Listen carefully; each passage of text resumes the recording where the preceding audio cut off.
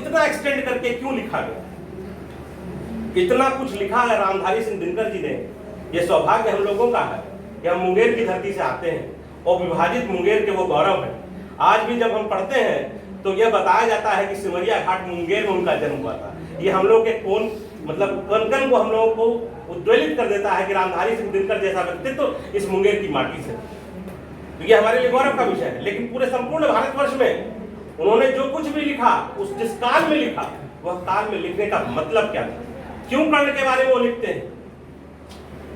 इसलिए क्योंकि जब आपके अंदर पुरुषार्थ है तो हर कोई आपको स्वीकार कर सकता है। और पुरुषार्थ जन्म और गोत्र के मामले से नहीं आता है। कुछ लोग कहेंगे कर्ण की कहानी के बारे में कि भाई वो तो जो है कुंती तो छत्राणी, असुर स्वयं भगवान उसी से उत्पन्न थे, तो कहाँ ही तो मनुस्मृति को भी पढ़ लीजिए।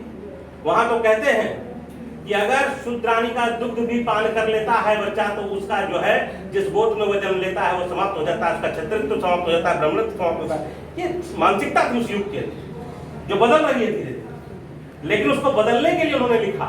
ये सब कुछ जो मैंने आपको सुनाया अभी, ये प्रथम सर्ग है। यह आरंभ ही रश्मि रति यहीं से होता है। तो आज के युग में भी 75 वर्ष बाद भी बहुत प्रासंगिक है दिनकर जी की ये कविताएं, दिनकर जी की ये पंक्तियां।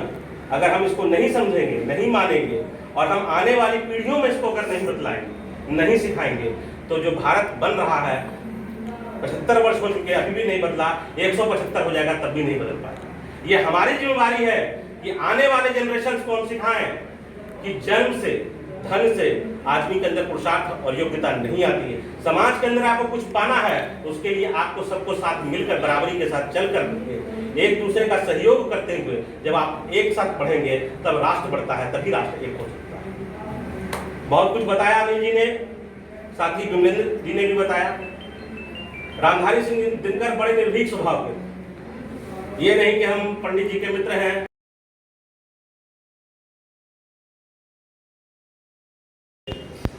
इसलिए आप सबका आभार व्यक्त करता हूं। आज का दिन है रामधारी सिंह दिनकर जी को याद करने। गौरी जी ने बहुत अच्छा कहा था, हम अम्बेडकर जी की चर्चा करते हैं तो दिनकर जी भी बहुत करीब दिखते हैं।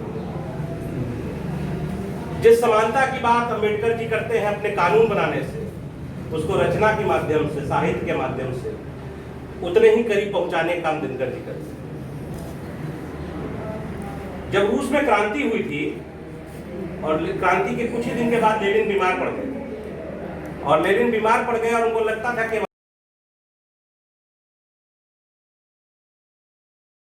कहेंगे चीन का युद्ध चल रहा था। चीन के युद्ध के अंदर जो है हमारी जो है बहुत क्षति हुई, स्ट्रेटेजिकल मिस्टेक भी थी भारत की इस वक्त में, और कुछ ऐसे बयान भी आए जिस पर तो उन्होंने निर्भीक होकर के लिखा था इनको कि क्षमा शोभती नहीं भुजन को जिसके पास गरल हो, क्षमा शोभती उसी भुजन को जिसके पास गरल हो, उसका क्या जो दंतहीन विजहीन सरल हो। आपकी फौज की वो ताकत नहीं है, आपको वो तैयार करना पड़ेगा।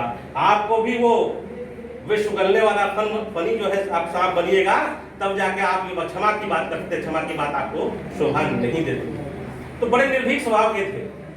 हम लोगों का सौभाग्य है भारत के अंदर साहित्यकारों के अंदर वो अग्नि थे। हम जब फणीश्वरनाथ रेणु जी को पढ़िएगा, रेणु जी को इंदिरा जी ने जो है दिया सम्मान, उनको भी जो है दिया गया था पद्म भूषण का पुरस्कार। इमरजेंसी आया तो जो व्यक्ति मतलब कि आज़ादी की लड़ाई लड़ा, जो व्यक्ति 74 का मूवमेंट लड़ रहा था, उसने जो है उठा करके सम्मान वापस कर दिया कि भैया इस नई स्वतंत्रता को मैं स्वीकार नहीं करूंगा और वापस कर दिया। तो भारत ऐसे साहित्यकारों का सदैव ऋणी है और हम भी आने वाली पीढ़ियां भी इनके ऋणी बने रहे, इनको पढ़ें, समझें और समाज के लिए जो इनका योगदान है, जो पीड़ा है, जो उन्होंने अपने कलम से लिख करके सिखाने और समझाने का प्रयास किया है, वो हम अगली पीढ़ी तक डिलीवर कर सके, इसके लिए प्रयास करना चाहते हैं। माननीय मुख्यमंत्री जी बिहार के अंदर एक समावेशी विकास के लिए लगातार 17 वर्षों से काम कर रहे हैं।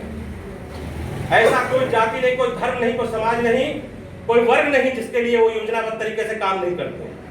काम है समता मूलक समाज को तैयार करना, एक ऐसा समाज तैयार करना जिसके अंदर जाति वर्ग का भेद नहीं होना चाहिए, जिसमें कि सबको बराबर का मौका मिलना चाहिए और वो प्रयास लगातार उनका जारी है। ये हमारी जदयू के साथियों की जिम्मेवारी है, उनका प्रयास आगे भी चलता रहे, उनके साथ और उनके बाद भी इसके लिए हम सीखें, रामधारी सिंह दिनकर से भी सीखें और नीतीश कुमार से भी सीखें कि किस प्रकार से उसको लागू करना है, जमीन करना है। साथियों, इन शब्दों के साथ मैं आप लोगों का बहुत बहुत धन्यवाद देता हूँ आज के कार्यक्रम में भाग लेने के लिए। नमस्कार।